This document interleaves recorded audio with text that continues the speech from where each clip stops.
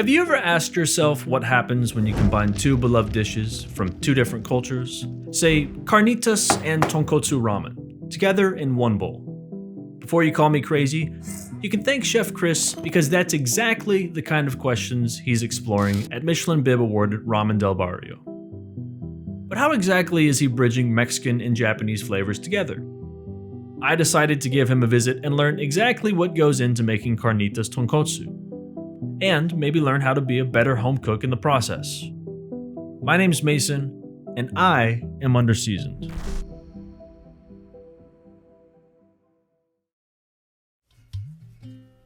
Today I found myself in an Asian grocery store, not to shop, but to visit Ramen Del Barrio and Chef Chris, a Michelin awarded and James Beard nominated chef serving unapologetic Mexican-Japanese fusion.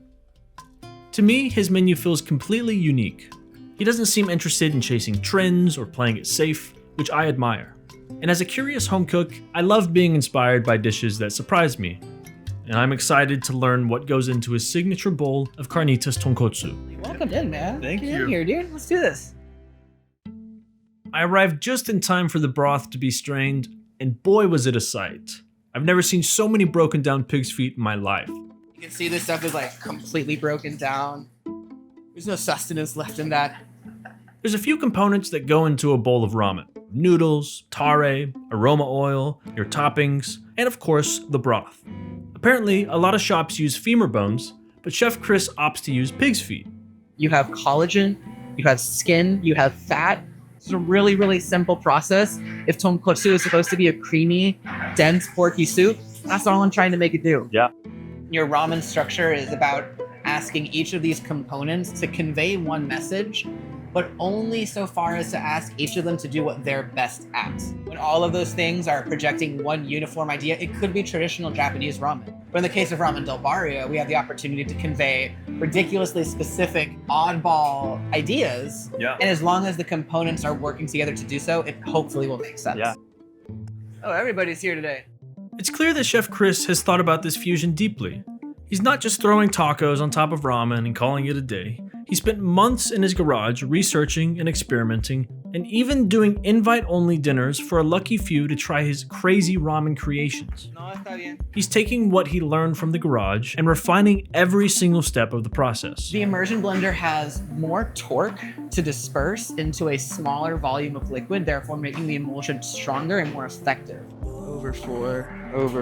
What got me was how dialed all this was. Chef Chris reduces the broth overnight and adds the same amount of lost water back in to emulsify, with the biggest immersion blender that I've ever seen. Have you ever seen the big pepper grinders at steakhouses? This tonkotsu broth serves as the base to his ramen bowls, which also include a red and green pozole that leans more towards the Mexican side of the fusion. Whereas the Carnitas Tonkotsu is that middle of the road. Yeah, Like it it is. is trying to be Japanese ramen and Mexican food at the same time. If the pozole leans this way as Mexican, Yeah. then the carnitas leans slightly back the other way, and it presents that opportunity for balance. But it doesn't just stop there. Chef Chris offers yakitori on a corn tortilla called yaki tacos, and tostadas, like this Hokkaido scallop and spicy tuna. We have some beautiful tuna from Baja California. We use that for the spicy tuna tostada. And a rotating special of fresh fish that he gets delivered every Monday. Llegó el pescado especial que les comenté, del tipo de salmón, pero el más caro. Like this Masu Tasmanian ocean trout that I got the pleasure of tasting. And boy was it delicious. If we're calling it carnitas tonkotsu, it can't just be a tonkotsu ramen with carnitas on top of it, right? The onion, the cilantro, the chile toreado, the grilled onions, the radish, tortilla strips. Essentially, it's your carnitas plate Yeah. presented on top of a bowl of ramen. And then the flavors of the soup itself still have to be reminiscent of that, right? The aroma oil that we use for the carnitas tonkotsu is the manteca that we cook the carnitas in, right? Oh, yeah. So all of the flavors of carnitas carry over into the final product. But to understand this crucial part of this ramen, I had to set my alarm to 5:30 a.m. because each batch of carnitas is made daily. Morning. Good morning. Thanks for coming in so early. Once the mother lard is up to temp, he adds the Coca-Cola straight in. Cinnamon sticks and bay leaves follow, and dark soy sauce. Throwing these liquids in right now allows me to kind of jumpstart the evaporation process of these ingredients. At this point, Chef Chris adds the pork shoulder and pork stomach.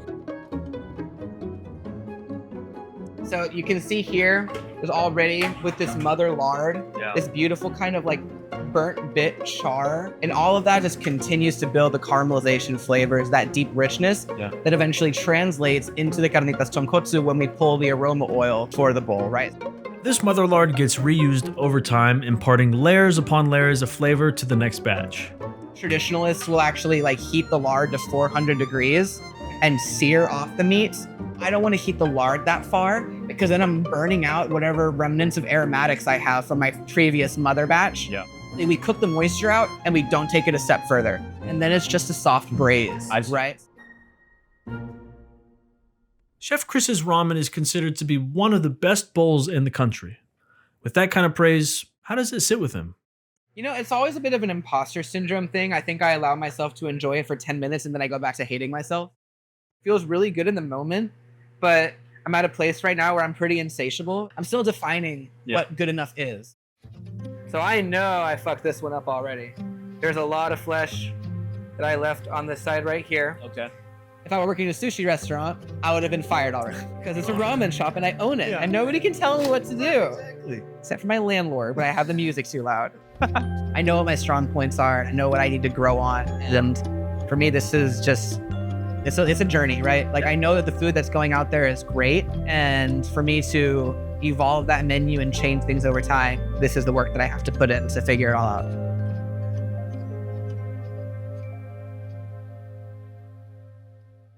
I'm gonna go ahead and add in the skins now. Is it usually 3 types of meats or just pork shoulder? The gringos are used to it being pork shoulder. Okay, yeah. I'm a novice builder. I can do like up, jump, Yep. base, wall around yourself, ramp, up, jump, base. My little brother can actually build. I've cooked pork butthole in here before. Springy, gelatinous. Yeah. Now taking on this nice amber color. For sure.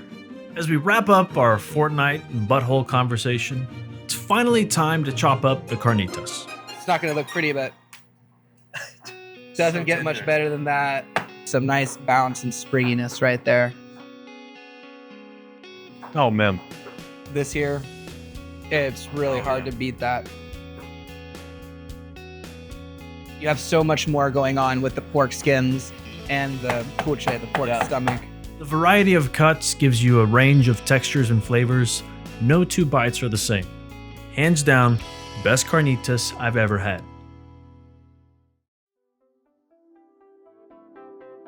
Now in these 2 pots here, we have the other remaining components for our Carnitas Tonkotsu. Okay. We have the aroma oil. This is the lard that we cook our carnitas in. So this is already kind of a finished product that we're starting with. What we're gonna do is bring that Japanese pungency into the equation. These are gonna kind of simmer away, caramelize.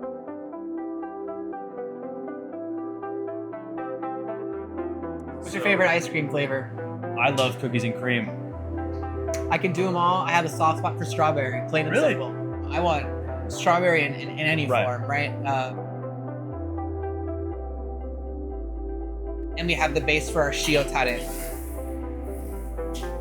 And that's just the alcohol from the mirin and sake cooking out. One of these days it's gonna trigger the Ansel system. I was gonna and say, I'm gonna be really have sad. these ever come? They haven't. This here is my gyuto. It's a lovely knife. I bought it in Japan the only time I went. So first time in Japan? Yeah, it was an incredible time. The best ramen I had was in Kyoto. Okay. It was this tiny little judoka style shop way out in the suburbs. Like Nice, yeah. I took a train and then I walked another 30 minutes Yep. to find it. And it was so worth it. A younger, less experienced me would actually just work this one section here. But souvenirs weren't the only thing that Chef Chris brought back. One thing I picked up on huge that was missing in my Carnitas Tonkotsu to represent the Japanese side of things was heavy pungency. When I came back from Japan, we started pureeing raw garlic and just adding a teaspoon of raw garlic into the bottom of every bowl before we pour the broth, and then the hot broth just blanches it. His attention to detail and respect for tradition is what makes this fusion work so well. When we truly see these green onions brown up and shrivel, that's when we're good. That's when you do it. Yeah. You want to pass me my sugar, my salt, and my MSG. Go ahead, chef. Oh, here we go. Do the honors. Thank you, chef. I've never been called chef in a kitchen before, and it feels good. Let it thoroughly dissolve. You just dump that in there. All right, garlic. Yeah, some shiitake and some kombu here as well. And then a bunch of bonito. Super powerful umami boosters. Classic touch for ramen. These guys are tiny little anchovies. Yeah. You can get up close and personal with them. Oh, yeah. And you could remove the heads off of these. Uh-huh. They're supposed to be a little bitter. I don't think it's really an issue Okay. for me. The oil smells fishier than it tastes. Oh, So it's interesting. contributing the aromas I see. of funkiness and fish. Yeah. Whereas the bonito goes into our shio tare, and then you actually taste the bonito on the tongue more so than you do in the aroma. These two recipes, they're just gonna sit here, steep for the rest of the day. Yeah. And my crew, they'll just help us strain them out and get them stored for service. You're gonna bubble over, aren't you? You're doing it. I can tell you wanna do it. As I hide my fear for a possible grease fire, I can't help but to think about getting my hands on a bowl of this ramen. So I went back to see how Chef Chris finally puts it all together. So kind of a completely different setup. Yeah, On no, right? Saturday. Yeah, absolutely. So this is just a bit of pureed garlic. Okay. Here is the lard. This is the shio tare, that salt sauce. Okay. I'm gonna drop these in and give them a quick swirl to make sure that they're cooking evenly. I'm gonna go ahead and pour this broth right now. Now, obviously, you wanna make sure you shake your noodles out really well. Don't want any of that excess water, just diluting the very measured flavors that we have going on. Yeah. Spread these noodles out, and then I'm gonna try and lift them all up and create this fold. Ah. And then in classic Japanese plating fashion, we'll build this like a true bowl of ramen right here. Carnitas. Grilled onions and jalapeno, Oh, man. fresh raw onion, cilantro, some radish right there, lime wedge. What beautiful. That's the OG right there. That's the That's Carnitas insane. Tonkotsu.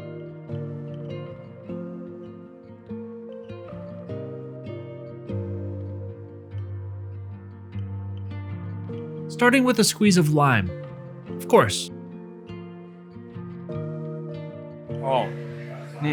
That is insanely delicious. Hell yeah. We burn garlic in oil, puree that. We then also char habaneros on open flame until they're completely black, and we puree that into it. This mayu raised this bowl to the next level. Oh, yeah. That's good heat. Yeah. That is Yeah. great heat. Ramen Del Barrio is this like self-described temple of fusion, right? Yeah. Like it is saying that, guys, Mexican and Japanese works together. Sure. That means we have to back that up with everything we do. Fusion can sometimes carry a negative connotation, but Chef Chris approaches it with a respect for process, for tradition, and for possibility. We are a serious ramen shop that is respecting norms and traditions and the core elements of ramen. Yes, we've bastardized the crap out of it, but at the same time, its core is still there and is being respected. He understands that honoring roots doesn't mean staying stuck, it means evolving with intention. But first, you had to invest in yourself to some extent. Investing in myself, the person's actually kind of coming right now and really reevaluating myself. I know I've evolved on the professional level, but I haven't actually taken a step back to see who I am on the personal, individual level in over 2.5 years. Yeah. Shit, okay, I'm doing a good job. Absolutely. Thank God, man, because sometimes you do forget. Chef Chris's obsession with his craft requires a great deal of sacrifice, but it's comforting to hear that he's finally making time for himself. It also reminded me that wherever you might be in life, personal growth is still paramount. This experience inspired me to push myself as a home cook, to give every dish the care and respect that it deserves.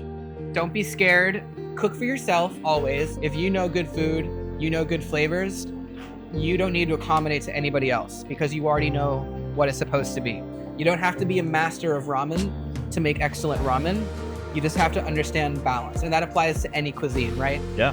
Absolutely. Right? That's great advice. As my time with Chef Chris came to a close, I found myself feeling deeply grateful for sharing his knowledge with an underseasoned home cook. Who's your pig's foot guy? Peppa. Black market. She's delicious. But before I left, there was one more thing that I had to do. Some strawberry for me? Strawberry ice cream? Hell yeah. It was from Amy's, no less. Yes. Dude, I hopped on their Instagram account Yeah. They meme hard. Oh, big time. Until next time on Underseasoned.